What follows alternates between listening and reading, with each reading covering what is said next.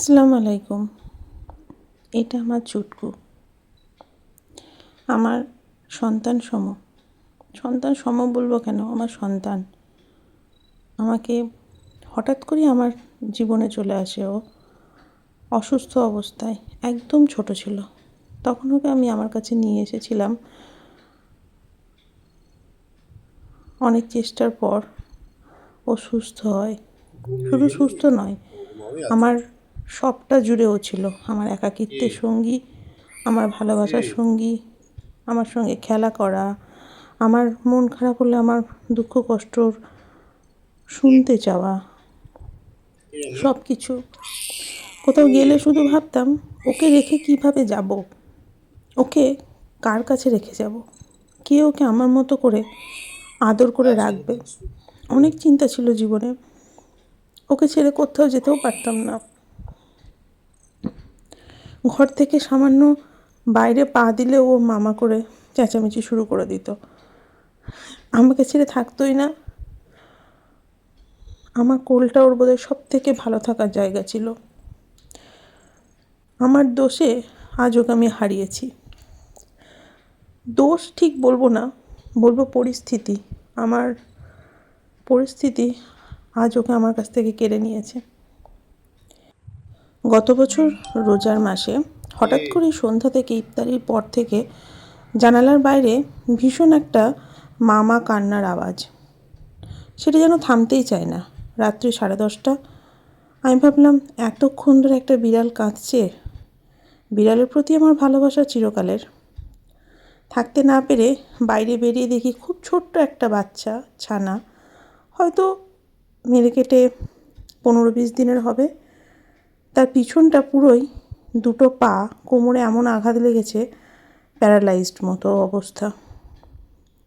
এবং সবার ঘরে দরজায় দরজায় গিয়ে মা মা করে সে কান্না করছে। থাকতে পারিনি, তুলে নিয়ে আসি, চিকিৎসা করাই। আমার সেই আদরের ছেলে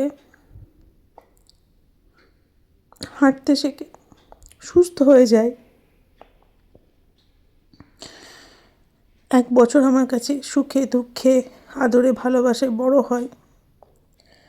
কিন্তু তারপর আমার কিছু অসুবিধার জন্য আমাকে চলে আসতে হয় আমার নিজের বাবার বাড়ি।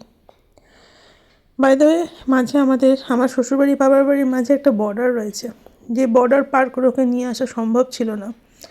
এই দিনকে ওকে আমি বসে বসে বোঝাচ্ছিলাম যে তুই সবার কাছে থাকবি, খেলা করে বেড়াবি, মন খারাপ করবি না।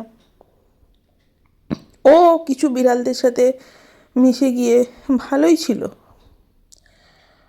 কিন্তু কোথাও একটা বোধহয় আমাকে মিস করতো। গত 2 দিন আগে 30শে জানুয়ারি ও আমাদের সবাইকে ছেড়ে চলে যায়। অনেক কষ্ট পেয়েছে। আমি কথা বলতে যাচ্ছি, যতবার রেকর্ড করতে যাচ্ছি ততবার নিজেকে সামলানোর চেষ্টা করছি, কিন্তু আমার গলা কেঁপে যাচ্ছে। তাই ভাবলাম এইভাবেই রেকর্ডটা করি, অসুবিধা কী আছে। যাই হোক, আমি জানি ও যেখানে আছে অনেক ভালো আছে।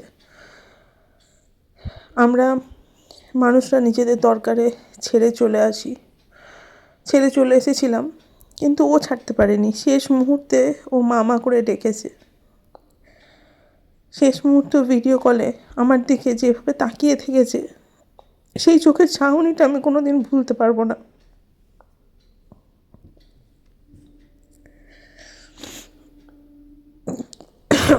কিন্তু কোথাও একটা শান্তি যে আমার ছুটকু ভালো আছে এখন।